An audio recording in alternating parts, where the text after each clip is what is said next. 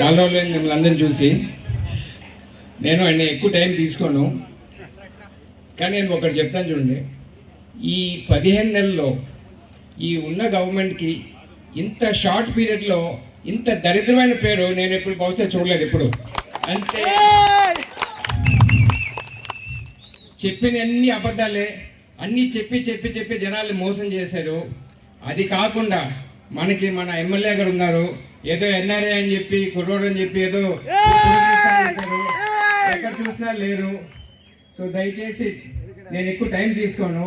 దయచేసి మీ అందరి నుంచి ఒకటే కోరుకుంటున్నాను, అందరూ ఓపిక ఉండండి. 3 సంవత్సరాలు తొందరలోనే వస్తుంది, ఎలక్షన్స్ తొందరలోనే వస్తాయి.